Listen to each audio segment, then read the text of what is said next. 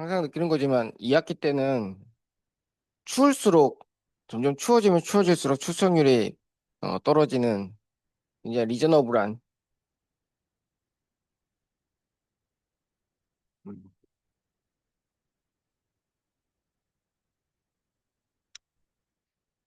네, 저희가 이제 계속 하고 있는 거는 그 주소 변환이죠. 주소 변환.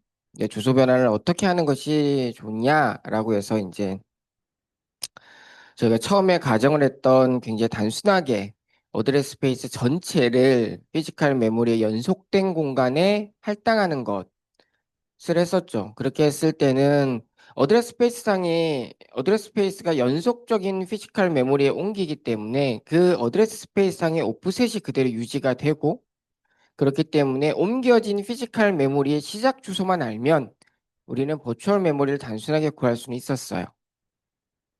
하지만 문제는 어드레스 스페이스가 실제 피지컬 디램보다 굉장히 큰 경우는 일단 아예 불가능한 거고, 그런 식으로 했을 때 만약 작다고 하더라도 힙과 스택 사이에 사용하지 않는 넓은 공간마저도 다 할당을 해야 되는 비효율성 때문에 우리는 그 방법을 쓰고 있지는 않습니다. 그래서 두 번째로 나온 거가 코드 영역은 코드 영역대로, 스택은 스택대로, 힙은 힙대로 따로따로 할당을 하자. 단, 그 할당을 할 때 각각의 세그먼트에 대해서는 연속된 공간에 할당을 하자. 그게 이제 우리가 세그멘테이션이었죠. 세그멘테이션도 이제 기존과 차이점은 각각의 시작 주소만 알면 각각의 코드와 스택과 힙이 피지컬 메모리에 어디에 할당이 되는지 그 시작 주소만 알면 오프셋을 갖고 간단하게 주소 변환을 할 수 있었습니다. 물론 우리가 서로 다른 그 어드레스 스페이스 상에 각각의 세그먼트를 할당하기 때문에 우리가 베이스와 바운드 레지스터가 세 쌍이 필요하다는 부분이 있었지만, 그럼에도 불구하고 세그멘테이션이라는 기법을 통해서 우리가 스택과 힙 사이에 굉장히 사용하지 않는 공간을 할당하지 않음으로써 피지컬 메모리에. 왜요? 갑자기 되게 너 지금 뭐하니? 라고 쳐다보시는 분이 계셔가지고. 운영체제 아니에요? 맞죠? 제가 예전에 한번 실수한 적이 있어가지고 시겁하네요. 예.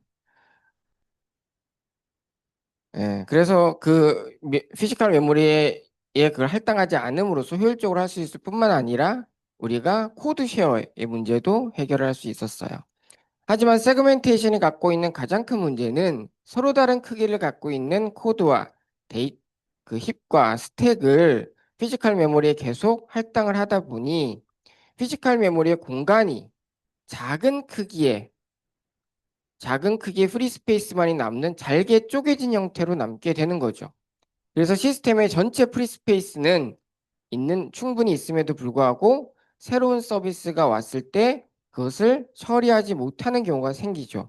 물론 그렇게 잘게 쪼개진 것을 연속된 하나의 공간으로 모을 수는 있죠. 그게 컴팩션이죠. 그러니까 잘게 사용됐던 것들을 다 읽어서 하나의 연속된 공간에 라이트를 해버리면 되죠.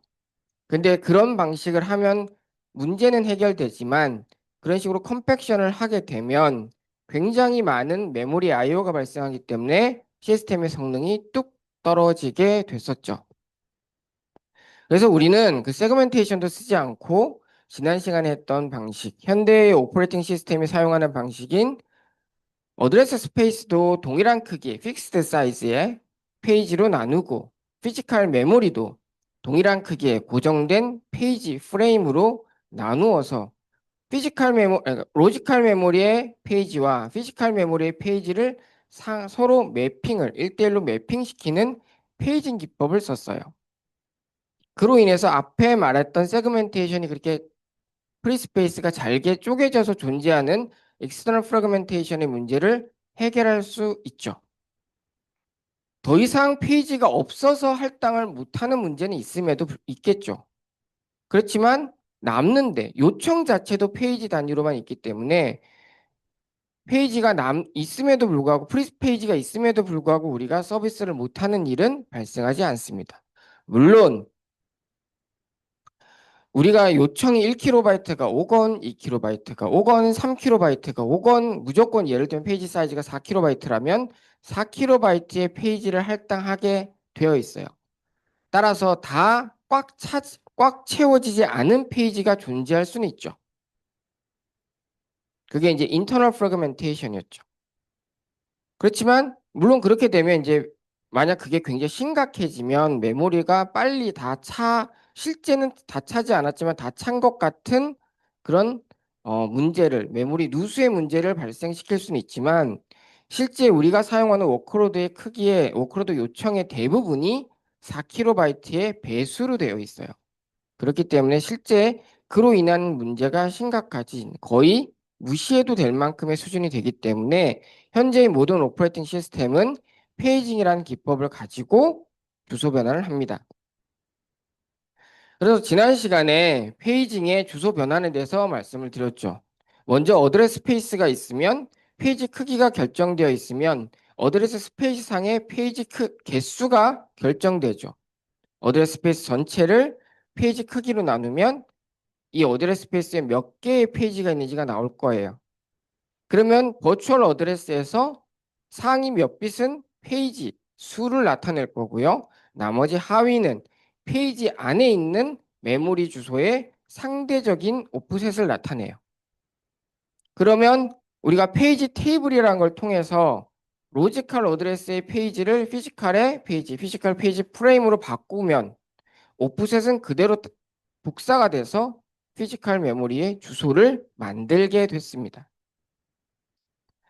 물론 이 페이지 테이블은 오퍼레이팅 시스템이 저장, 관리해야 되는 거죠. 그리고 이 페이지 테이블은 프로세스마다 있어야 되기 때문에 당연히 프로세스가 수행되기 위해서 필요한 모든 정보를 담고 있는 PCB라고 하는 데이터 스트럭처를 통해서 관리가 됩니다. OS에 의해서. 그러면 이렇게 심플한 방법으로 페이징이라는 기법을 갖고 우리는 주소 변환을 했는데 근데 문제는 이 페이징이라는 기법이 기본적으로 갖고 있는 큰 두 가지의 문제를 갖고 있었죠. 첫 번째가 우리가 그러면 주소 변환을 할 때마다 우리가 어떤 데이터가 필요해. 그럼 이 데이터를 메모리부터 가지고 오려면 이 데이터가 실제 피지컬 메모리에 어디에 있는지를 알아야 되겠죠. CPU는 로지컬 어드레스를 갖고 데이터를 요청할 거예요. 그럼 이 CPU가 요청한 로지컬 어드레스를 OS가 피지컬 메모리 주소로 바꿔서 자, 그럼 실제 여기에 가서 데이터를 갖고 가라고 해줘야 되거든요. 그런데 우리가 페이징이라는 기법을 쓰려고 하다 보니 무조건 우리가 주소 변환을 할 때마다 우리는 페이지 테이블을 봐야 되죠. 왜? 주소 변환을 하려면 로지컬 어드레스의 페이지를 피지컬 메모리의 페이지 프레임으로 바꿔줘야 돼요. 그럼 그 정보는 페이지 테이블에 있어요. 그러면 주소 변환을 할 때마다 우리는 페이지 테이블을 참조해야 돼요. 근데 문제는 페이지 테이블이 어디에 있다? 어디에 있어요? 메모리에 있다 그랬죠. 즉, 우린 주소 변환을 할 때마다 메모리에 대한 접근이 필요하죠. 그래서 우리가 명령어를 가져올 때건 어떤 데이터를 가져올 때건 메모리에 접근해야 되는 게 한 번 필요하면 무조건 추가적인 한 번의 메모리 접근이 더 필요해요. 뭐 때문에? 주소 변환 때문에. 근데 우리가 매번 얘기하지만 메모리에 대한 접근은 시스템의 성능을 떨어뜨리게 되죠. 그렇기 때문에 이 성능 오버헤드 문제가 있어요. 그리고 두 번째 지난 시간에 얘기했던 게 페이지 테이블을 우리가 메모리에 관리한다라고 했어요. 근데 이 페이지 테이블의 크기가 생각보다 크더라는 거죠.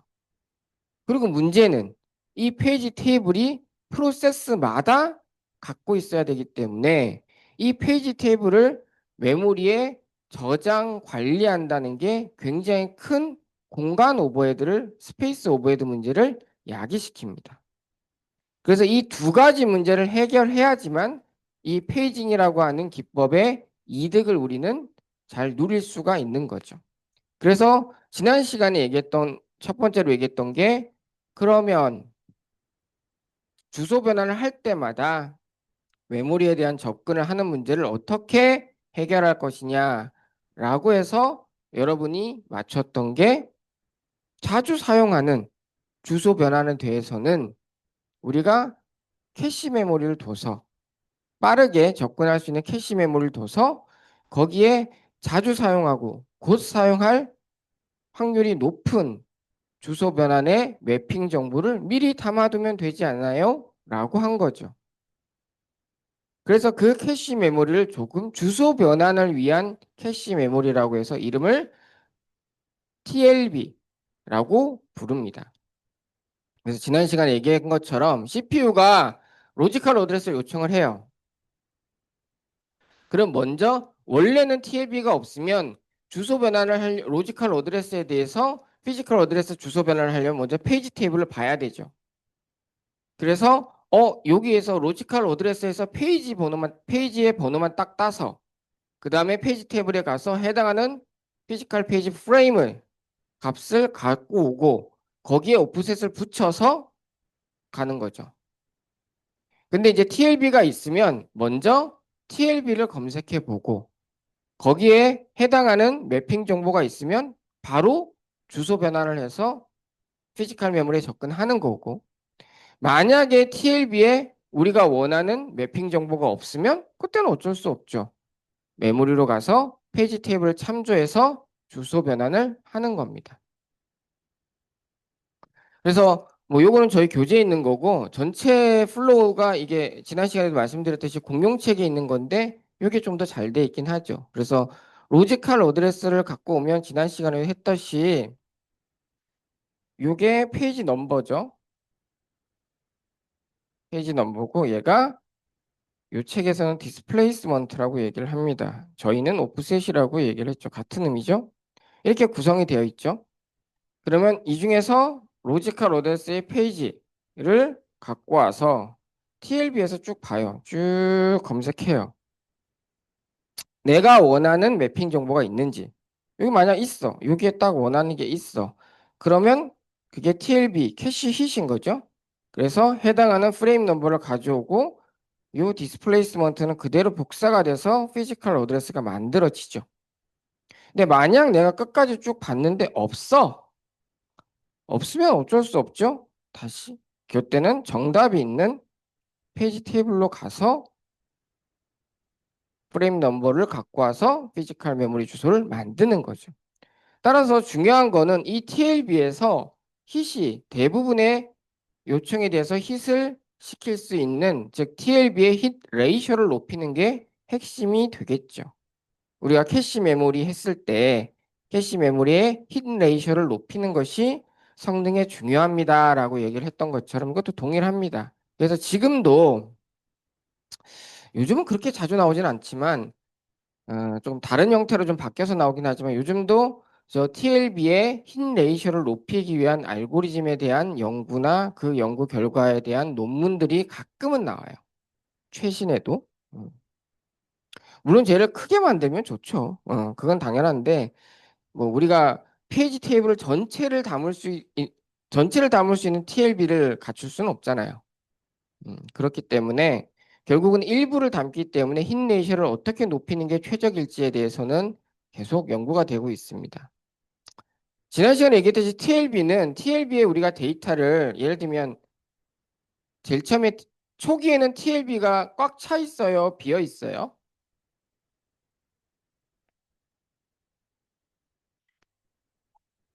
여러분이 컴퓨터를 딱 키면 TLB는 비어 있죠. 왜냐하면 TLB도 캐시 메모리니까 볼라타일 메모리예요. 휘발성 메모리. 전원을 끄면 안에 있는 데이터가 다 사라집니다.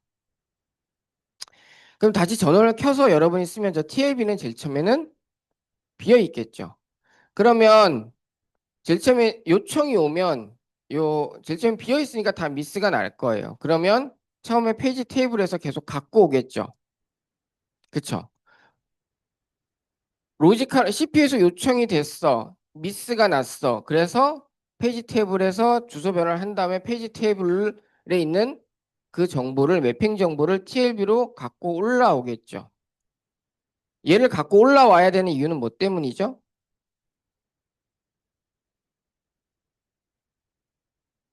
자, 캐시는 꼭 다시 한번 보시라고 했죠. 왜 갖고 올라와야 돼요? 왜 요청됐던 놈을 페이지 테이블에서 TLB로 올려놔야 돼요? 왜? 그쵸. 템포럴 로컬리티 때문이죠. 그리고 올릴 때 요청됐던 거 하나만 올리지 않고 인접한 메모리 주소에 대한 정보도 같이 갖고 올라오죠. 왜? 스페셜 로컬리티 때문에. 그쵸? 자, 그러면 가지고 올라올 때 저 TLB에 우리는 아무 데나 비어 있으면 다 집어넣어도 돼요? 안 돼요? 우리가 며칠 전에 며칠 전이 아니구나. 지지난주에 했나? 지난주에 했나? 캐시에 대한 얘기를 했었죠. 그러면 저 TLB는 페이지 테이블에서 값을 올려요. 올릴 때 저기에 뭐 한 칸 딱 비어져 있고 나머지는 다 차여 있어. 채워져 있다고 생각해 볼게요. 그때 저 한 칸이 비어 있으면 새로운 걸 올릴 수 있어요? 없어요? 있다고 생각하시는 분. 없다고 생각하시는 분. 손 안 드시는 분들은 뭐예요? 이쪽은 왜 손을 하나도 안 들어? 어? 있다고 생각하시는 분. 없다고 생각하시는 분. 손 위로 쭉. 왜 또 안 드는 사람은 뭐야 도대체? 왜? 어? 여기서 뭐 틀리면 쪽팔려요? 어? 매번 얘기하는데.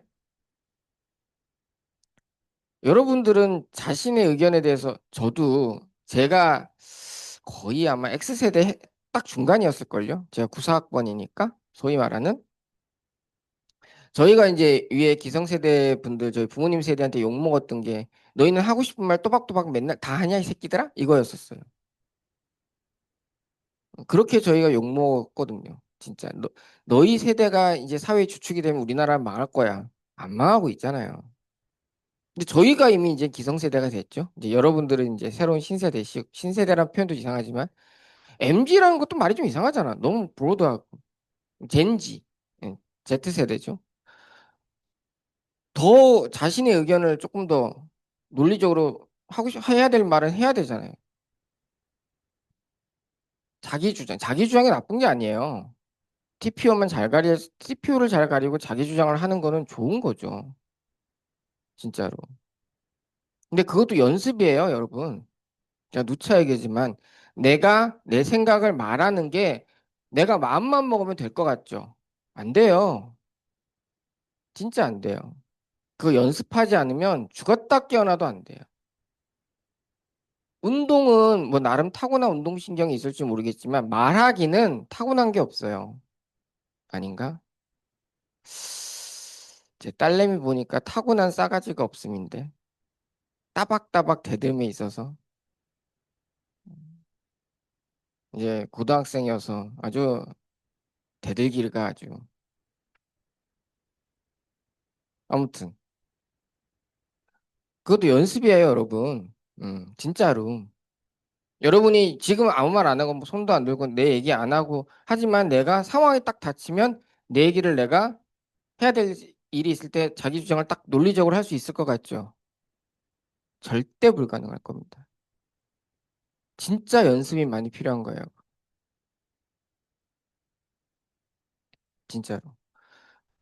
오늘 뭐 저도 이제 갑자기 회사에서 갑자기 아침부터 뭐 카톡이 우르르르 오길래 뭐 오고 어디고 오길래 뭐야 하고 봤더니 오늘 삼성전자 인사 발표가 났더라고요. 임원.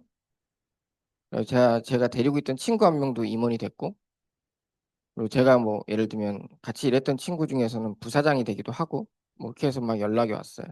뭐 술 먹어요. 언제 봐요? 막길래. 기말고사 끝나고 보자 막 하긴 했는데 저희가 이제 보면 회사에서 교육을 할 때, 그러니까 임원 후보군들에 대한 교육을 할 때, 물론 기술 교육도 있고 하지만 제일 중요하게 생각하는 게 말하기와 글쓰기 교육이에요. 뭐 인문학 교육 같은 건 부장돼서 이제 임원 이제 난 달 거야 하는 사람들이 좀 이제 만나서 네트워킹하면서 듣는 교육이 인문 교육이고 제가 지금은 그 직급이 없어졌는데 대리급일 때 이제 바로 갑자기 일주일 교육을 가라 그래서 가서 본 게 발표 교육이에요. PPT. 그 다음 또 일주일 교육 갔더니 말하기, 글쓰기 교육이에요. 그걸 굉장히 많이 받았어요. 물론 이제 그 글쓰기는 단순한 뭐 소설 쓰기랑 일기 쓰기랑은 좀 다른 보고서, 그다음에 테크니컬 라이팅이죠. 그런 것들인데 그게 생각 밖으로 연습이 안 돼 있어요. 저는 꽤 잘 돼 있다고 생각했지만 그 교육을 받으면서 느꼈어요. 아, 내가 진짜 걸음마였구나. 그러게 되게 중요하구나. 제가 누차 얘기하지만 내가 글이든 말로써 표현하지 않는데 내가 무슨 생각을 하고 내가 어떤 일을 했고 내 성과가 뭐고 이런 걸 알아주길 바라지 마세요. 그럴 수 있는 사람은 부모님밖에 없어요. 이 세상에 누구도 여러분이 표현하지 않는데 여러분에게 먼저 다가가서 여러분이 무슨 일을 했고 뭘 잘하고 어떤 생각을 하고 있고 이런 걸 묻지도 않고 관심 갖지도 않고 관심 가질 필요도 없고요. 여러분이 위로 올라가도 여러분도 똑같이 그럴 겁니다.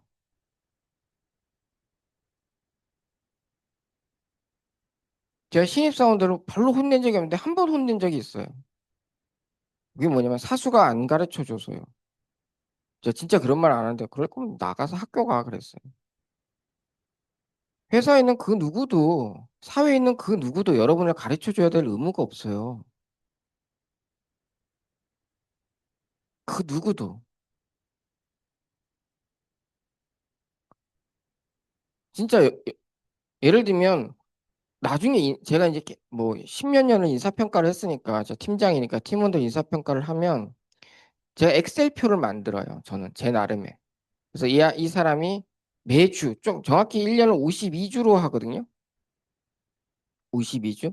그래서 52주 동안에 그 해당 주에 업무를 주고 어떻게 결과가 왔고 데드라인을 지켰는지 그다음에 그 보고서의 퀄리티가 몇인지 그럼 왜 퀄리티가 높은지 낮은지의 이유를 제가 모든 팀원들을 다 엑셀로 정리했어요. 왜냐면 인사평가를 해야 될 때 하니까. 그리고 사실은 그걸 한 이유는 인사에서 상위 고과든 하위 고과든 이거가 팀끼리 경쟁이에요. 그래서 아 우리 팀원들은 이렇게 일을 많이 했어. 그러니까 상위 국가 내가 더 가져갈게. 싸워요. 제가 과장 나부랭해도 최고참 부장님과 싸워요. 그때는 팀장과 팀장이지 뭐 상관없잖아요. 물론 회의 나와서 이제 90도 하죠. 죄송합니다. 이렇게. 하지만 싸워요. 그러려고 만들기 시작했어요. 그러면서 이제 보는데 그걸 이제 계속 사람들한테 얘기를 해줘요. 저희 팀원들한테도 계속 오픈해줘요. 너희 이번 달 이랬어? 너희 이번 달은 이렇게 됐어? 이렇게 얘기를 해줘요. 근데 그러면 아 저는 이건 이렇게 거기에 대해서 제가 신이 아니니까 잘못 판단하는 게 있을 수 있고 생각 못한 부분이 있을 수 있잖아요. 그래서 거의 뭐 그러니까 3개월에 한 번씩은 개인 면담을 해요. 그래서 예를 들면 갑자기 네 업무 퍼포먼스가 좀 떨어졌어. 무슨 일이 있었니? 그런 경우들이 있어요. 개인적인 일이 있는 경우도 있어요. 예를 들면 아직도 기억나는 친구 같은 경우는 원래 일을 되게 잘했던 여사원인데 대리였는데 갑자기 퍼포먼스가 뚝 떨어진 거예요. 왜 그러지? 얘가 집중도 못하고. 그래서 봤더니 그 친구가 고민이 이제 난임이었던 거예요. 근데 제 여동생도 어렵게 이제 임신을 해서 했던 경험도 있으니까 그러면 네가 이거를 하려면 뭐 어떤 걸 해서 요 업무를 해서 네가 야근을 최대한 덜하고 그걸 이용해서 하고 최대한 휴가는 이런 걸 써서 병원을 가고 그렇게 한 다음에 그다음에 하자. 새로운 프로젝트는 그때 하자. 사정을 알면 할 수 있죠. 또는 그 평가에 대해서도 아, 저는 이러이러해서 이렇게 생각했지 제가 아무 생각 없이 그런 건 아닙니다라고 얘기를 하면 알 수 있죠. 근데 얘기를 안 해. 1년 동안 계속. 그리고 맨 마지막에 고과가 딱 나와요. 그리고 나서 저는 열심히 했는데요. 뭐를? 어떤 걸? 그런 건 안 통해요. 절대로. 내가 나의 최소한 내 생각을 표현하고 말하고 그래서 거기에 대해서 커뮤니케이션을 하고 그거에 대한 피드백을 받거나 아니면 클레임을 하거나 에 대한 연습을 하지 않은 사람은 정말 못해요, 그거. 그게 연습이 안 돼 있으면 어떻게 나가냐면 그게 내가 논리를 갖고 얘기하는 게 아니라 그냥 억지를 부린다고 상대방이 생각을 하게끔 얘기를 해요. 진짜 그거 여러분 연습하셔야 돼요. 예를 들면 여러 명이 있는 회의에서 뭔가 얘기를 해야 돼. 얘기를 하고 발표를 하고 해야지만 아, 저 사람이 저렇구나라고 회사에서는 알아요. 내가 혼자 열심히 하면 회사에서 알아줄 거다? 그런 거 없습니다. 그런 이상적인 사회는 존재하지 않아요. 그러니까 그런 연습을 좀 하셔야 돼요. 물론 제가 잔소리긴 하지만 뭐 알아서 잘 하실 수도 있지만 보면 특히 한국 학생들이 그게 되게 차이 많이 나요. 근데 그건 뭐 뭐 때문에 그래. 저도 예전에 뭐 이렇게 막 손들고 발표하는 스타일은 아니었었기 때문에 이해는 되긴 하는데 이제 세대가 다르잖아요. 저희보다는 훨씬 더 좀 자유로운 분위기이기도 하고 그래서 그런 것들은 어, 연습을 해보셔야 돼요. 그거 안 하면 여러분 1차 첫 번째 어디서 여러분이 되게 세게 현타가 오느냐? 면접이에요. 여러분 면접이 내가 뭘 많이 알고 있으면 면접에 잘 할 것 같죠? 아니요?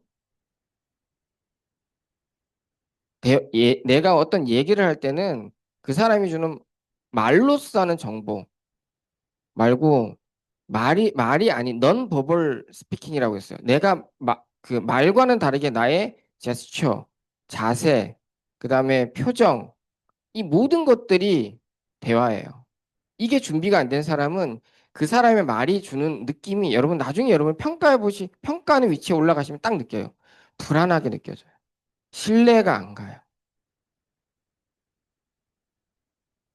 그런 거 있습니다. 말은 잘하는데 준비가 안 된 거예요. 그런 사람들의 말은 신뢰가 안 가기 때문에 높은 점수가 안 가요. 같은 말을 해도. 있습니다, 진짜. 그래서 그 연습이 필요한 거예요. 그래서 그 연습이 무슨 뭐 스피킹 학원을 가서 연습이 아니라 일상생활에서부터 수업에서 만약 제가 질문을 하면 틀리면 어때? 얘기해보고 제일 처음부터 내가 논리적으로 대답을 못해요. 사람인 이상. 해봐야지 내가 질문이 왔을 때 내 생각을 정리해서 얘기를 하게 돼요. 되게 중요합니다, 여러분. 진짜로. 여러분 인생에서. 지금 뭐 TLB보다 한 2천만 배 중요합니다. 이거 모른다고 여러분 인생에는 아무런 별일 없을 거예요. 근데 말하기는 여러분 평생 따라다닙니다. 평생. 글쓰기도 평생 물론 요즘 뭐 GPT가 잘 써주죠. 저희 연구실 학생한테 이제 논문을 이제 처음 써보라고 줬는데 너무 잘 쓰는 거야. 영어로. 와, 야, 나보다 낫다 그랬더니 GPT가. 근데 문제는 GPT가 써주더라도 그걸 그대로 갖고 온 건 아니라는 거죠. 그 친구가 다듬고 한 거죠. 그건 능력이죠. 내가 글쓰기가 안 되는 사람은 그걸 고칠 능력도 안 돼요. 어떻게 수정해야지 이게 논리적인 글이 될지를 모르죠. 써봐야 돼요. 진짜 써봐야 돼요. 내가 내 글을. 한국의 고등학교 교육에 굉장히 좋은 점도 많고 좋게 바뀌지만 가장 취약한 면이 제가 저희 딸아이가 국제학교에 있으니까 비교를 해보잖아요. 가장 큰 차이가 뭐냐면 여기는 어마무시하게 쓰라고 해요. 모든 과제가 쓰기예요. 문제풀이가 아니라 쓰기예요. 뭐든 뭐 이렇게 뭐 역사든 뭐든 뭐 과학이든 뭐든 네 생각을 써와라예요. 다 써야 돼요. 물론 딸내미 입에 막 하면서 쓰고 있죠. 그렇지만 그게 되게 중요한 연습이에요. 한국은 초등학교도 요즘 거의 안 하는 것 같아요. 쓰기가. 그게 제일 아쉬워요. 저도 이제 옛날 사람이라 나 때는 이라는 게 있잖아요. 제가 이제 다닐 때는 초등학교도 아니고 국민학교 때이긴 했어요. 그러면 제일 싫은 게 뭐냐면 저도 어릴 때 일기 쓰기예요. 그리고 일기를 검사를 맡아. 내 일기인데. 검사를 받고 거기에 선생님이 막 뭐라고 써줘요. 막. 그지만 써야 되죠. 그리고 무조건 한 학기에 한 번 또는 두 번은 글짓기 대회가 있어요. 그 다음에 달마다 독후감을 쓰래요. 책도 안 읽는데 독후감을 어떻게 쓰냐고. 그래서 그때부터 는 건 서문만 보고 독후감을 쓰는 능력이 점점 생기기 시작하죠. 하지만 써야 돼요. 진짜 그 원고지에다 써요. 원고지에다가. 그냥 노트에 써오는 거 안 돼요. 원고지에 써야 돼요. 그래서 원고지 사용법 같은 것도 당연히 배우죠. 수정을 할 때는 뭐 이렇게 수정을 해야 되고 뭐 이런 게 그냥 내가 찍찍 지우고 뭐 절대 안 돼요. 아무튼 써야 돼요. 근데 그런 게 점점 없어지는 것 같아요. 근데 제가 분명히 장담하는데 AI나 이게 되면서 이전보다 훨씬 더 내가 쓰고 말할 수 있는 사람과 그게 그렇게 내 생각을 논리적으로 쓰고 말할 수 있는 사람과 그렇지 않은 사람의 격차가 훨씬 더 크게 벌어질 거예요. 훨씬 더 크게. 예전에는 뭘 들어서 아는 것만으로도 행세를 할 수 있지만 이젠 그게 행세가 안 돼요. 왜? 초등학생도 검색하면 다 나오니까. 내가 뭔가를 안다는 것만으로 행세할 수 있는 시대가 지나갔어요. 그걸 어떻게 조합하고 그래서 그걸 어떻게 내가 글로 표현하고 말로 표현한다는 건 내가 머릿속에서 그걸 조합할 수 있다는 이거거든. 그게 안 되는 사람과 되는 사람의 격차가 확 벌어질 거예요. 점점 더 심하게. 그래서 진짜 그 능력을 키우셔야 돼요, 여러분. 뭐 물론 운영체제도 공부하셔야 되지만 진짜 필요합니다, 여러분. 그래서 제가 제 딸아이한테도 제 딸아이가 공부 성적이 예전에 맨날 뭐 진짜 초등학교 다닐 땐 70점 맞고 아빠 나 잘했지 뭐 이러는 거야. 거기다 대고 할 수도 없잖아. 응 잘했어 내 딸 하지만 걔가 수학도 엉망이고 막 싹수도 안 보이고 뭐 이러지만 제가 유일하게 다른 거는 터치 안 해서 성적이 몇 점이 나오고 아무 말도 안 했어요. 딱 두 가지만 시켰어요. 매번 얘기를. 책 읽는 거. 책을 억지로 읽는 게 아니라 책을 싫어하지 않게끔. 그래서 저도 거의 매주 서점을 데려갔거든요. 거기 가서 맛있는 거 사주고 같이 거기서 뭐 이렇게 책 보고. 그러니까 책이라고 하는 것에 대해서 거리감만 느끼지 않았으면 좋겠다고. 두 번째는 조금 더 빡세게 시킨 건데 노트 정리해. 네가 써. 그래서 1학년 때부터 썼던 노트가 아직도 있어요. 물론 제대로 안 쓰죠. 썼다가 말았다. 썼다 말았다. 근데 얼마 전에 이제 딸아이랑 이렇게 누워서 딸애가 자기 다리 저리다고 다리 주물러 달라 그래가지고 이게 무슨 상전도 아니고 막 하면서 이런저런 얘기하는데 애가 그 얘기야. 아빠 이제 노트가 왜 필요한지는 알 것 같아. 라는 얘기를 하더라고. 아빠가 왜 그렇게 쓰라고 했는지 이제는 알 것 같다.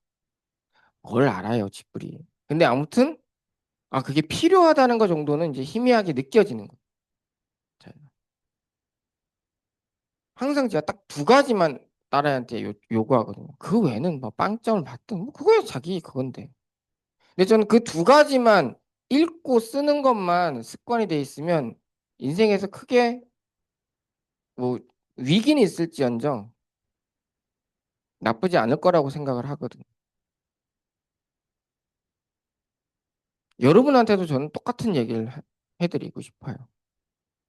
여러분이 제 자식은 아니지만 그래도 제 수업에 들어온 여러분 학생, 저희 제자니까 진짜 그거는 지금이라도 습관을 들이세요. 지금이라도 읽고 쓰기. 제가 만약 이 학교의 총장이 되면 1학년에 전 학과 1학년에서 4학년까지 매 학기 읽기 쓰기 과목을 넣을 겁니다. 필수로. 그거 한 10년만 계속 유지해도 저희 학교의 졸업생들의 아웃풋은 무조건 한 단계 이상 올라갈 거라고 저는 100% 장담하거든요.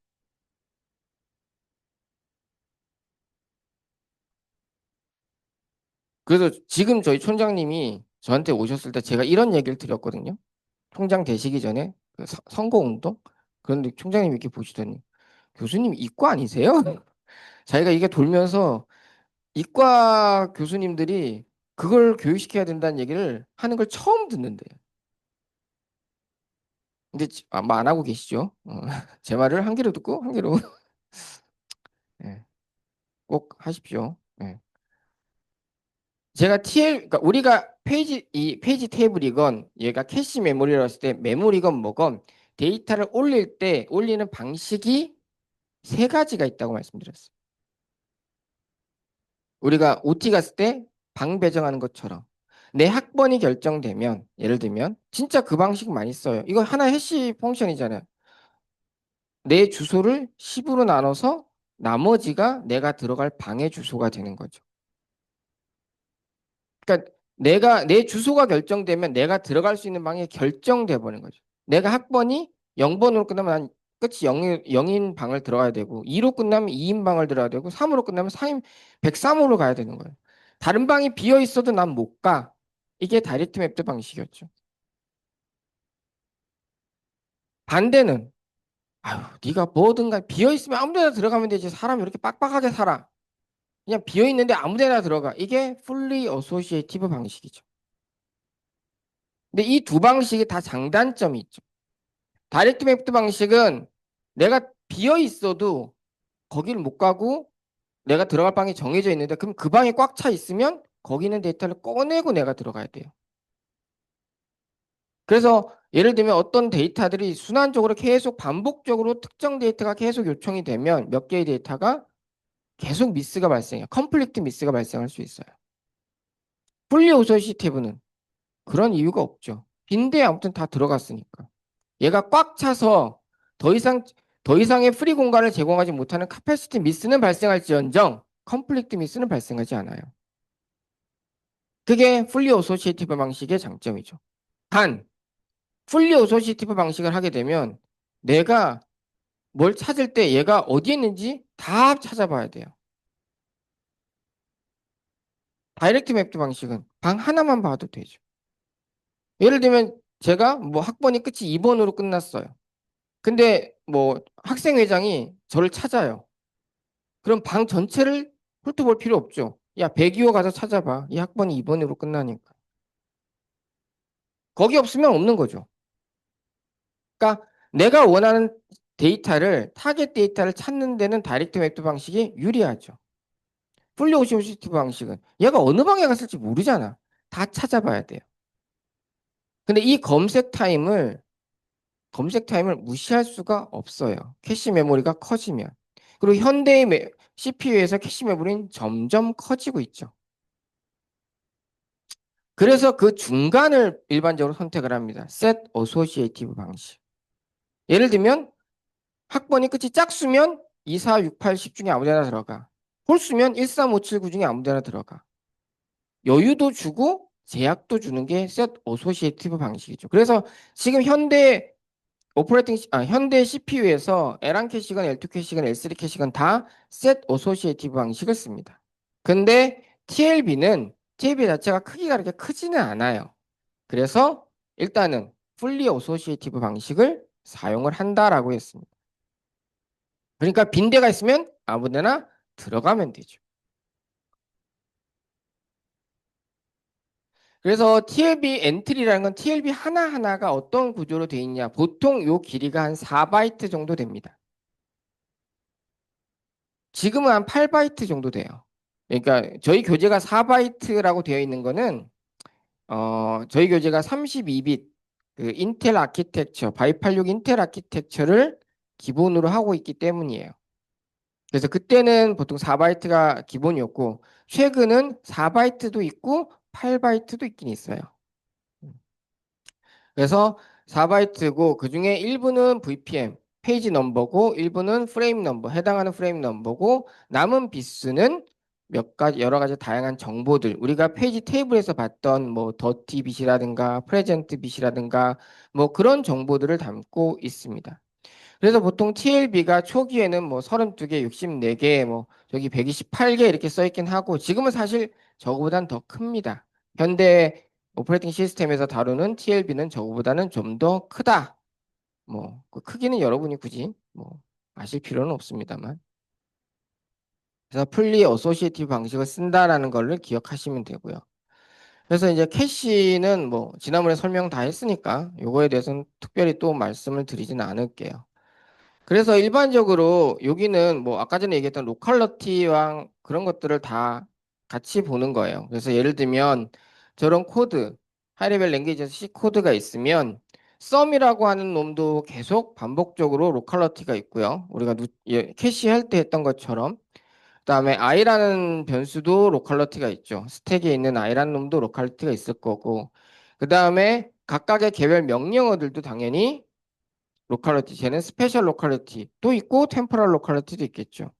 그리고 AI, 쟤는 당연히 스페셜 로컬러티를 갖겠죠. 왜냐하면 배열은 연속된 메모리 공간에 할당되기 때문이죠. 그래서 만약 얘를 하기 위해서 우리가 각각의 명령어들이나 데이터들에 대한 주소 변환을 위한 값들이 이제 들어온다고 해서 처음에 다 비어 쭉 이렇게 있고 여기서부터 이제 찬다라는 가정이에요. 항상 이렇다는 게 아니라 여기서는 이제 AI에 대한 것을 주소 변환을 어떻게 하느냐는 거고 여기서부터 채운다고 한 거예요. 그럼 처음에 A0는 당연히 없겠죠. A0에 대한 주소 변환 정보는 없으니까 A0에 대한 주소 변환 정보를 TLB에 집어넣죠. TLB에 집어넣는 거고 그럼 TLB에 넣으면서 A0만 넣는 게 아니라 인접한 것 A1, A2를 함께 갖고 오죠. 세 개까지 넣을 수 있으니까 그러면 A1과 A2에 대해서는 당연히 TLB hit이 날 거고요. 그다음 A3이 올 땐 또 없으니까 미스가 날 거고 A3을 다시 TLB에 올릴 때 3, 4, 5, 6 이렇게 네 개를 한꺼번에 갖고 오죠. 그럼 4, 5, 6에 대해서는 TLB hit이 날 거고 그다음 또 8, 7, 8, 9에 대해서 7 가져올 7일 요청이 있을 때 당연히 미스가 날 거고 7 올라올 때 8, 9까지 같이 가져오는 거죠. 그럼 8, 9는 hit이 나죠. 그러니까 이런 식으로 하게 되면 기본적으로 TLB hit 레이셔가 70% 정도가 됩니다. 근데 사실 TLB hit 레이셔가 70%인 건 높은 건 아니에요. 실제 현대 보통 캐시의 힛 레이셔 같은 걸 보면 여러분이 사용하는 CPU에 있는 캐시 힛 레이셔는 거의 98, 9% 정도 되고요. TLB 같은 경우도 90%는 넘습니다. 네. 이거는 그냥 개념적으로만 보여드린 거고요. 그래서 뭐 로컬러티는 지난번에 다 설명을 드렸던 거고 자 그럼 TLB가 뭐 이거는 저희 교재에는 꼭 이렇게 이 두 개를 좀 나눠놨는데 사실은 이 두 개가 섞여 있어요 지금은.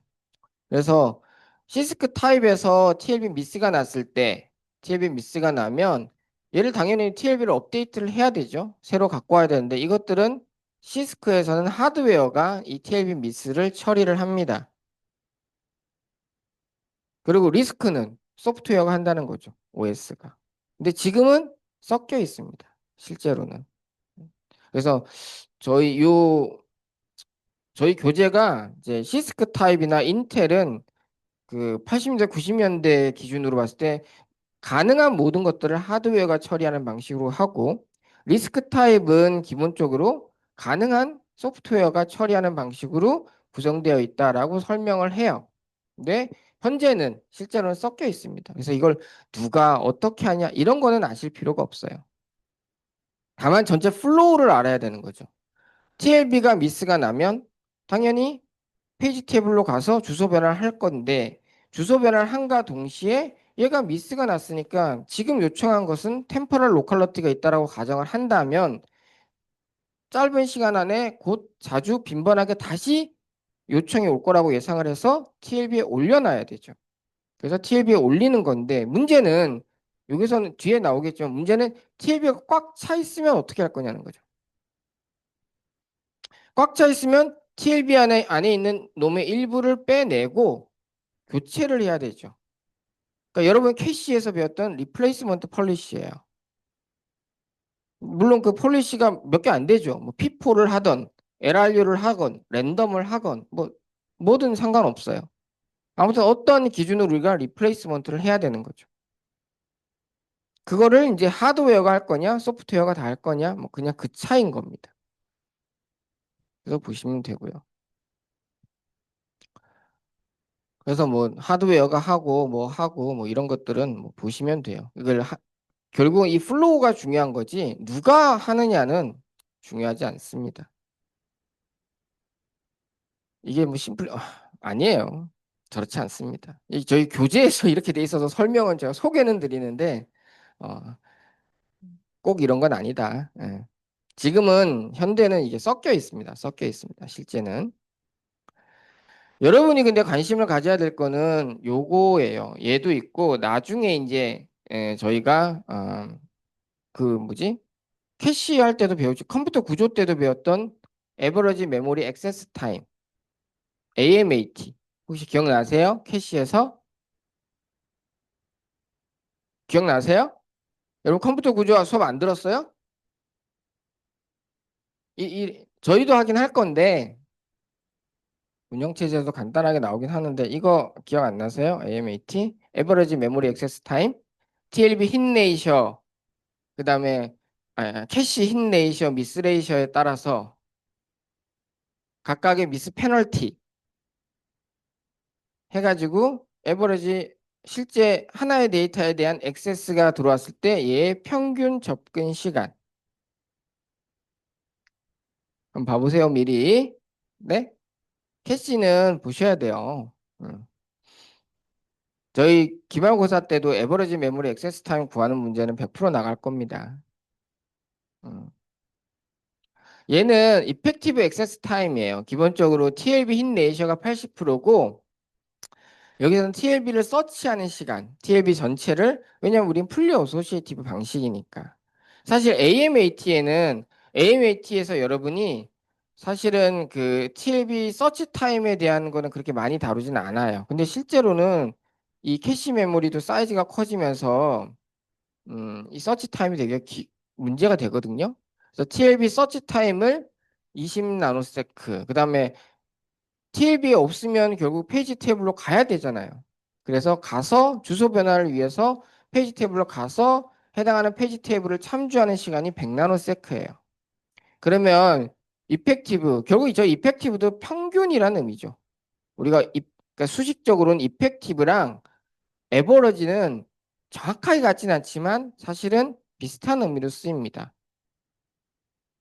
그래서 이펙티브 액세스 타임은 우리가 100개의 주소 변화를 한다고 했을 때 80개는 TLB에서 끝나는 거죠. 그렇죠? 그래서 TLB 80%에 대해서는 TLB에서 우리가 주소 변화는 끝나요. 그래서 그 주소 변화를 위해서는 TLB를 서치를 해서 힛이 났으니까 서치를 했으니까 매칭이 되는 매핑 정보가 있을 거예요. 그러면 그 정보를 갖고 주소 변화를 한 다음에 메모리에 접근하죠. 실제 데이터에. 그렇지만 만약 미스가 나면 TLB에 원하는 데이터가 없으면 그러니까 100개 중에 20개에 대해서는 TLB를 서치를 다 했는데 없네? 그럼 페이지 테이블로 가야 되죠. 거기서 주소 변환을 한 다음에 그 주소 변환을 갖고 실제 우리가 원하는 데이터를 찾아서 메모리에서 가져오는 거죠. 그래서 메모리 액세스가 2번 필요하게 되는 겁니다. 그렇게 해서 이펙티브 액세스 타임을 구한다라는 겁니다. 뭔가 계산을 하는 거니까 시험 문제를 내기 좋겠죠. 교수란 놈들이. 그쵸? 가뜩이나 운영체제는 뭐 계산하고 하는 거 많이 없잖아요. 근데 얘 딱 있잖아요. 여러분 뭐 우리 4층 연산 이상 계산하지 않았잖아요. 스케줄링 할 때. 에버러지 리스판스 타임 구하고 했을 때. 여기도 똑같죠. 시간 구하는 건 있습니다. 단 4층 연산을 뛰어넘는 계산은 없으니까 걱정은 안 하셔도 됩니다. 자, 근데 TLB에서 이슈가 뭐 이건 큰 이슈라고 할 건 아닌데 실제 구현했을 때 이런 문제가 있어요. 자, 페이지 테이블은 우리가 프로세스마다 있다라고 했어요. 그쵸? 그래서 프로세스 A가 이제 구동이 되다가 그러면 TLB에는 프로세스 A에 대한 매핑 정보들이 올라오겠죠. 그쵸? 그러다가 이제 컨텍스트 스위칭이 일어났어요. 그래서 프로세스 B가 또 수행이 돼요. 그쵸? 애니메이션이 어떻게 되지? 그렇지. 컨텍스트 스위칭이 일어나서 프로세스 B가 수행이 돼요. 그럼 프로세스 B의 주소 변환이 이제 올라올 거예요. 그렇죠? 그런데 프로세스 A도 버추얼 페이지 넘버 10을 쓰는 거고요. 프로세스 B도 버추얼 페이지 넘버 10을 쓸 수 있죠. 왜? 각각의 프로세스는 각각의 어드레스 스페이스, 각각의 버추얼 메모리를 갖고 있잖아요. 그래서 만약 우리가 32빗 아키텍처면 0에 4GB의 어드레스 스페이스를 프로세스 A도 쓰고 프로세스 B도 써요. 그러니까 프로세스 A도 내가 주소를 0번부터 쭉 해서 2의 32승 마이너스 1까지 쓸 수 있는 거고요. 물론 이제 페이지 넘버가 아니라 주소로. 프로세스 B도 자기도 다 쓸 수 있는 거예요. 그게 버추얼 메모리의 장점 중에 하나죠. 그러니까 프로세스 A도 버추얼 로지컬 주소로서는 버추얼 페이지 넘버 10을 쓸 수 있고 프로세스 B도 똑같이 10을 쓸 수 있어요. 자, 그러면 버추얼 페이지 넘버, 버추얼 페이지 10에 대한 피지컬 프레임 넘버는 다 틀리죠. 프로세스 당연히 실제 데이터는 다른 곳에 있어야 될 거잖아요. 그러니까 프로세스 A에 대해서 VPN 버추얼 페이지 넘버 10에 대한 피지컬 프레임 넘버는 100이고 프로세스 B는 동일한 버추얼 페이지 넘버 10에 대해서 피지컬 프레임 넘버는 100이겠죠. 피지컬 프레임 넘버가 같으면 쉐어했을 땐 같겠죠. 쉐어하는 게 아닌 이상은 다르겠죠. 자, 그리고 나서 다시 내가 프로세스 A로 왔어요. A로 왔을 때 내가 버추얼 페이지 넘버 10에 대한 요청이 왔어. 그러면 그거에 대해서 자, PFN이 100이라고 해야 돼요? 170이라고 해야 돼요? 주소 변환을 하려면 내가 CPU가 제공하는 버추얼 페이지에 대한 피지컬 프레임 넘버를 구해야 되잖아요. 그러면 저렇게 된 상태에서 프로세스 A가 구동 중인데 이때 버추얼 페이지 넘버 10이 딱 들어왔을 때 그러면 주소 변환을 위한 피지컬 프레임 넘버는 100이에요? 170이에요? 100이어야 되죠. 근데 이걸 구분할 수 있어요? 여기서는 구분할 수가 없죠. 그렇죠. 그래서 이걸 구분해주는 추가적인 정보가 필요하다는 거예요. 그래서 그 정보가 저기 있는 어드레스 스페이스 아이덴티파이어 그래서 ASID라는 추가적인 필드 빛이 필요합니다. 그래서 얘가 프로세스 1에서 왔는지 2에서 왔는지 3에서 왔는지가 필요해요. 그래서 앞에 보시면 저희가 요거 할 때 요거 할 때 아더빗이라고 하는 저 부분 TLB 엔트리에 있는 아더빗에 뭐 어드레스 예를 들면 어드레스 스페이스 아이덴티파이어 같은 또는 더티빗 뭐 프로텍션 빛 이런 정보들이 있어요. 그래서 그것들을 보고 우리는 결정을 하는 겁니다. 예를 들면 근데 제가 한번 물어볼게요. 만약 여기서 어드레스 스페이스 아이덴티파이어에 그러면 몇 빛을 할당하면 될까요? 여러분이 만약 시스템을 설계한다 그러면 저희 교재에 없는 내용이긴 한데 만약 어드레스 아이덴티파이어를 내가 예를 들면 TLB 엔트리에 버추얼 페이지 넘버에 대한 피지컬 프레임 넘버는 있어. 자, 아더빗이 좀 내가 쓸 수 있는 게 한 16빛 정도 있어요. 거기에 뭐 더티 빛도 넣을 거고 프로텍션 빛도 넣을 거고 할 건데 내가 어드레스 스페이스 아이덴티파이어로 내가 그럼 몇 빛을 할당할지 그것도 정해야 될 거잖아요. 여러분이 시스템을 설계한다면. 그럼 이걸 어떻게 몇 빛으로 설정하고 싶으세요?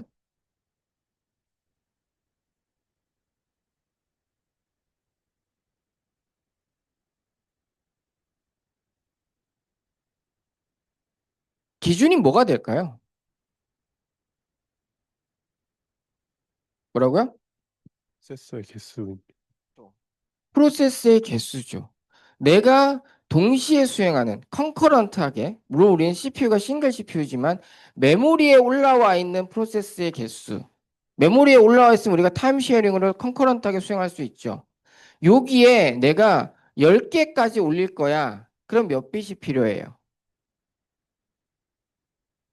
몇 빛? 4빛이 필요하죠. 3빛이면 8개까지밖에 못 올리니까. 내가 동시에 올릴 게 100개가 필요해. 그럼 몇 빛이 필요해요? 7빛이 필요한 거죠. 그러니까 그 시스템에 동시에 메모리에 올라올 수 있는 프로세스의 개수를 기준으로 저 어드레스 스페이스 아이덴티파이어라는 그 빛수를 할당해야 되겠죠.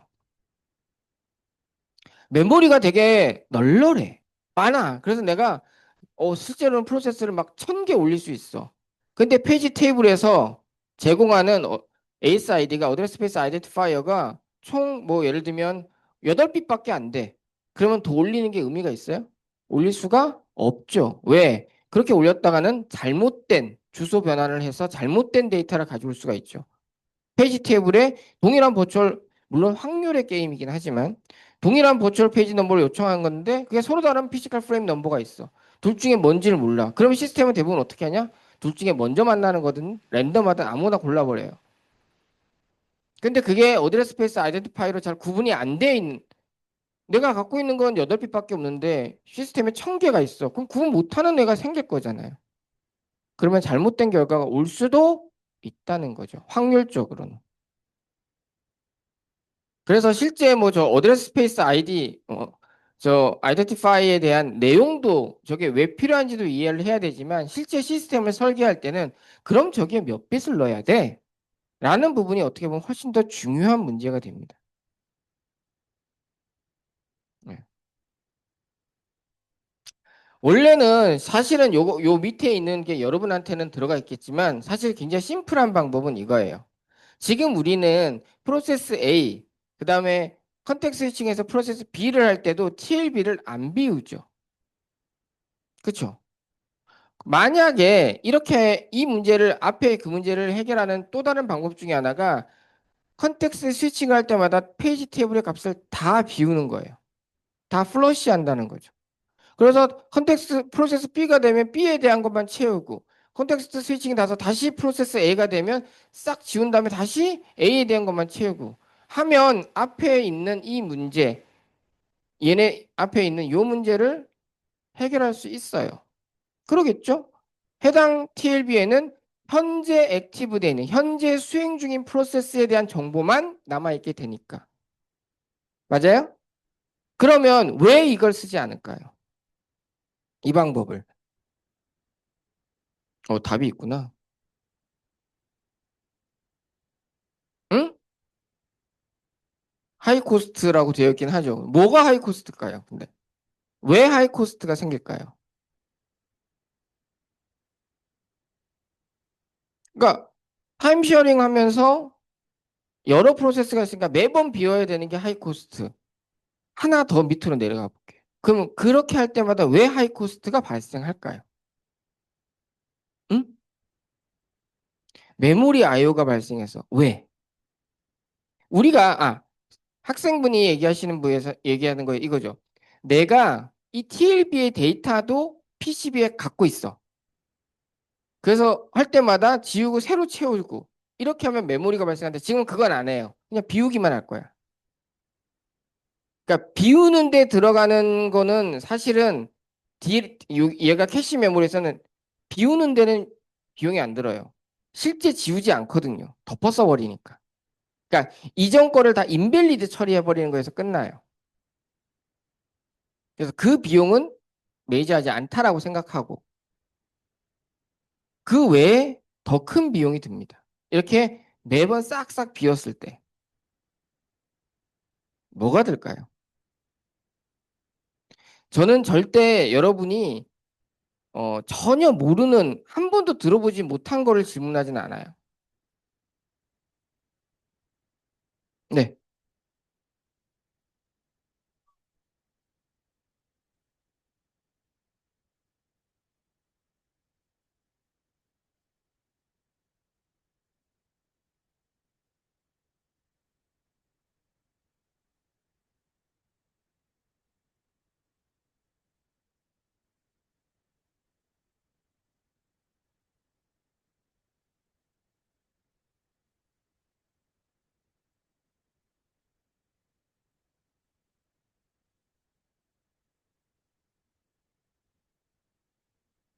네. 지금 말씀하시는 게 정답이에요. 조금 이제 심플하게 하자면 시작점은 이거예요. 자, 우리가 캐시 미스가 발생하는 게 세 가지예요. 하나가 콜드 스타트 미스.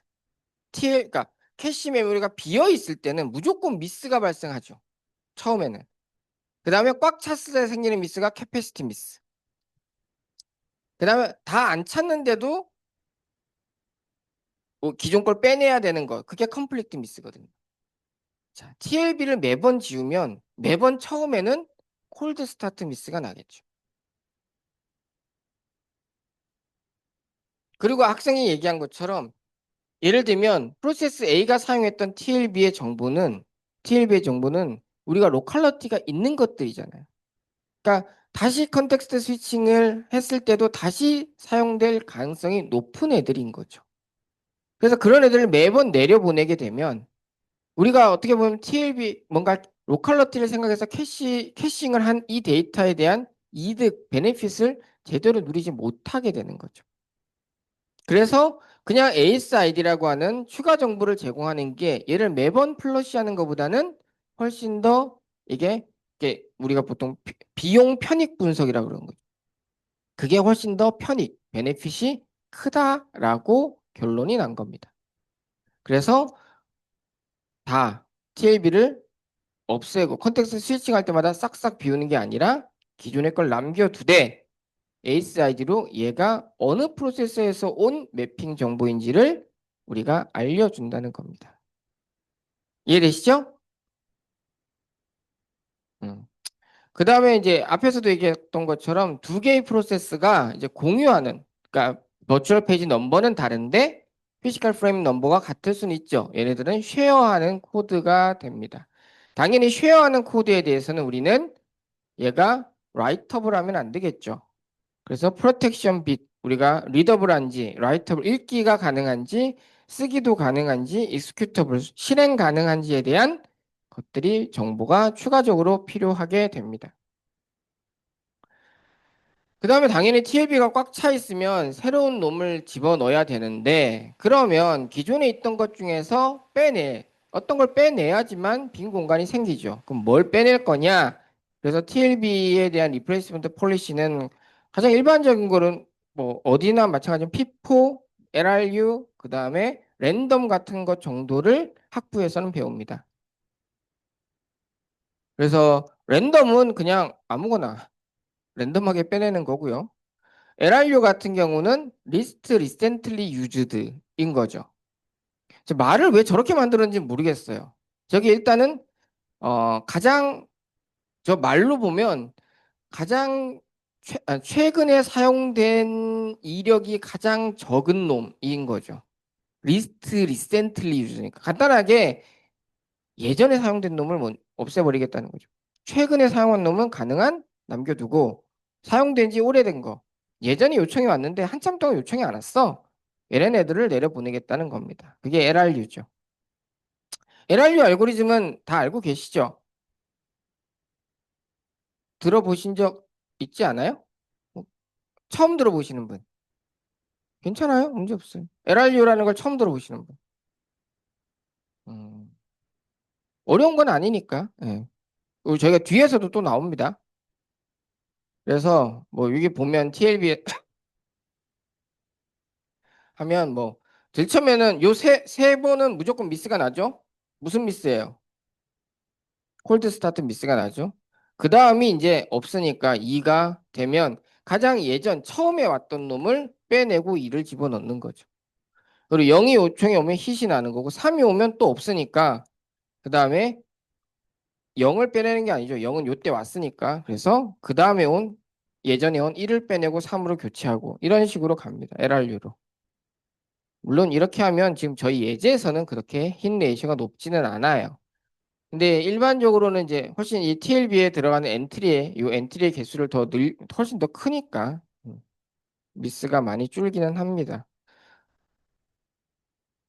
그래서 실제로 이제 TLB 엔트리 이제 64빗, 이제 8바이트짜리 TLB 엔트리예요. 64빗 TLB 엔트리고 보면 19빛의 버추얼 페이지 넘버가 있고요. 24빛의 피지컬 프레임 넘버가 있어요. 자, 그러면 그리고 이 콘텐트 내용을 보면 더 rest reserved for the kernel이에요. 그러면 제가 한번 질문을 드려볼게요. 자, 이 시스템은 전체 버추얼 메모리의 2분의 1은 OS가 담기고 나머지 2분의 1을 유저가 사용합니다. 이때 우리 실제 전체 버추얼 메모리의 크기는 몇 바이트인가요?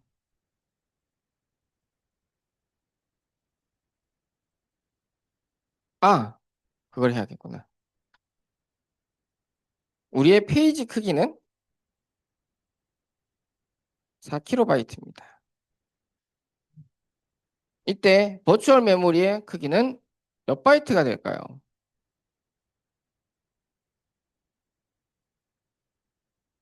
이거 제가 지난 학기에서도 이거 시험 문제 내야지 하고 생각했다 시험 문제 낼 때 까먹었어요.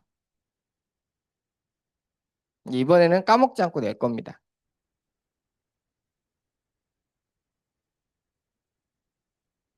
그리고 이번에 시험 문제 낼 때는 얘도 지울 겁니다. 뿅. 가로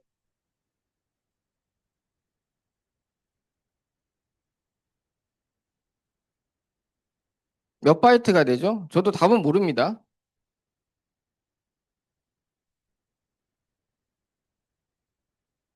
하나씩 해볼게요. 하나씩.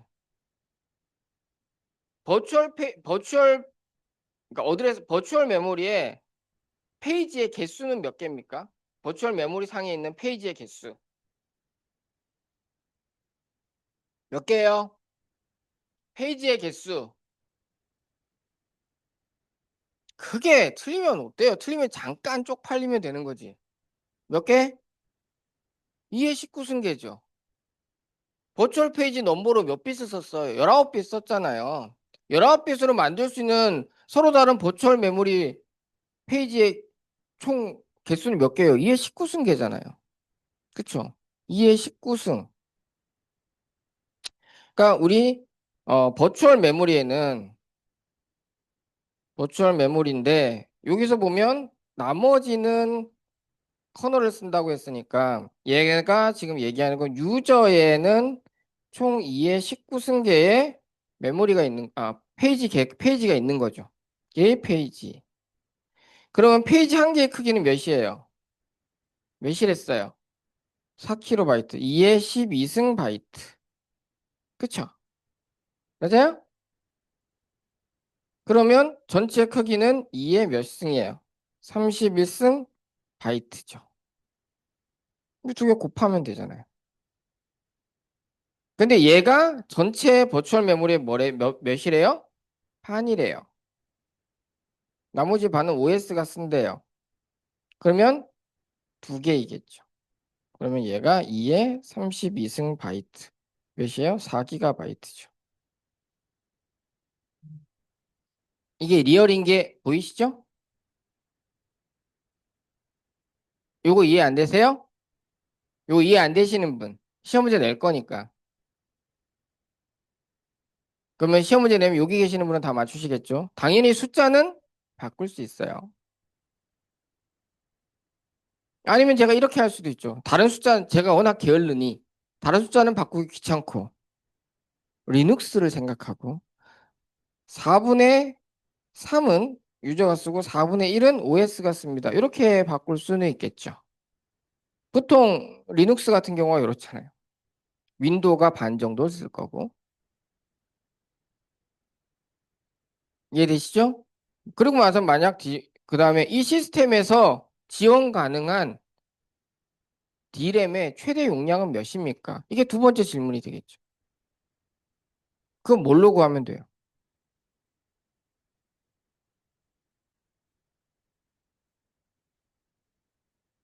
이 사람들 봐라. D램에 있는 그 피지컬 페이지 프레임의 개수는 총 몇 개예요? 응?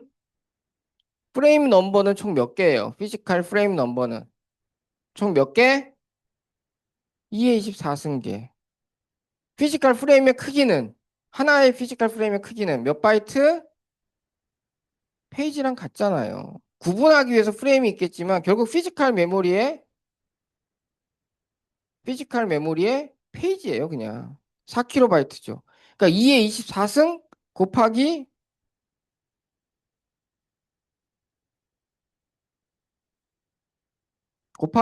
2의 12승 바이트가 되겠죠. 그쵸? 그러면 2의 36승. 바이트. 그러니까 2의 30승 곱하기 2의 6승 바이트 64 바이트가 되겠죠. 그러니까 이렇게 돼 있는 상태에서 내가 돈 많다고 128기가의 메모리를 꽂는 거는 바보짓인 거죠. 이해되세요? 요거 이해되세요? 들으면 별거 아닌데 왜 처음에 문제를 들을 때는 어떻게 풀지가 생각이 안 날까? 저희 딸이 저한테 어제 질문한 겁니다. 아빠, 왜 내가 딸내미가 그 뭐지? 제가 그렇게 말렸건만 수학경 시대를 나간 거예요. 그리고 제가 그래서 아침 8시 반에 저기 상암동에 있는 무슨 학교에서 봐요. 데려다 주고 9시부터 본다고 해서 데려다 주고 제가 그 앞에 있는 그 투썸 플레이스에서 정확히 9시간을 기다려 5시에 나오더라고. 야, 거기 앞에 그 방송국이 있어서 그런지 막 갑자기 막 저는 흡연자니까 하다가 담배 피러 나가는데 갑자기 안 돼요 나가지 마 이쪽으로 오지 마세요. 그래서 뭐 갑자기 사람들 우산 쓰고 나오는 게 비 오나 해서 봤더니 촬영하더라고 이렇게 길거리에서. 그래서 있었는데 나오고 나서 애가 귀가 푹 죽어 있는 거예요. 건들면 안 되겠다 했는데 딸애가 질문했죠. 아빠, 나 이 문제 개념은 알겠는데 왜 풀이가 안 될까?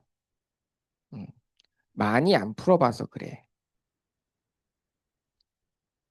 음. 내가 개념을 아는 것과 문제를 푸는 게 물론 이제 아주 지능이 높으신 분들이야 모르겠지만 여러분이나 저나 평범한 사람들은 연습이 필요해요. 연습이.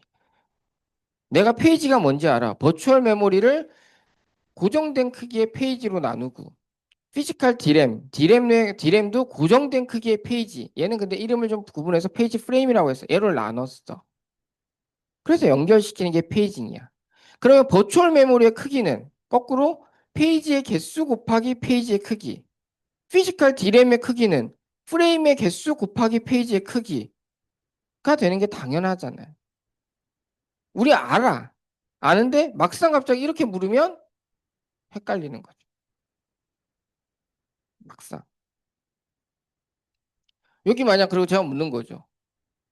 ASID에 예를 들면 저기에 몇 빛이 있어요. 하나, 둘, 셋, 넷, 다여, 일곱, 여덟, 셋, 넷, 8빛으로 할당돼 있죠. 저기에 보면. 그림으로 대충 보면. 그러면 내가 지원할 수 있는 서로 다 메모리에 올릴 수 있는 서로 다른 프로세스의 최대 개수는 몇 개? 가로하면 2의 8승계가 되겠죠. 이해되세요? 물론 저희 교재는 그냥 실제 이런 게 있어라고 보여주는 예시로만 했지만 실제는 우리가 여기서 뽑아낼 수 있는 정보가 굉장히 많다는 거예요. 문제를 거꾸로 해서 예를 들면 이렇게 한 다음에 그리고 아니구나. 거꾸로 하긴 좀 애매하구나. 예. 아무튼 요 예제에서 우리가 뽑아낼 수 있는 정보가 실제적으로 많다는 거죠. 실제적으로 보면 우리가 이미 알고 있는 걸 갖고 예. 앞 시간에 제가 조금 원래 오늘 요거까지 좀 더 나갈까 생각했는데 제가 잔소리를 좀 하는 바람에 근데 제 수업 때 잔소리가 워낙 많으니까 근데 진짜 여러분 그 여러분이 직접 쓰고 말하고 문제를 직접 풀고 해야 돼요. 진짜로. 제가 그 여러분이 저희 세대보다 훨씬 더 사실은 공부의 양이나 이런 게 많지만 약점이 하나 있어요. 그게 뭐냐면 여러분이 공부를 할 때 이 인터넷 강의를 보던 습관이 있어서 남이 푸는 거가 보고 이해가 되면 내가 안다라고 착각을 해요. 저희 딸아이가 진짜 딱 그렇거든요. 응? 아빠 이해했어. 강의 듣고. 이해한 거 아니에요. 내가 해봐야 돼요. 응. 그러지 않으면 안 되거든요. 저희 때는 그런 게 없으니까 선생님이 막 쓰면 풀이하면 써야 돼요, 무조건. 쓰고 나서 나중에 다시 보는 수밖에 따라가면서는 못 푸니까. 근데 그게 비효율적이긴 하지만 그게 내가 직접 풀어보는 게 강제가 되는 장점도 있거든요. 여러분도 직접 쓰시고 직접 읽고 내가 말해보고 하셔야 돼요. 그래야 진짜 내 거가 됩니다. 예. 고생하셨고 목요일 날 저희가 이 챕터 20 이어서 진행하도록 하겠습니다. 수고하셨습니다.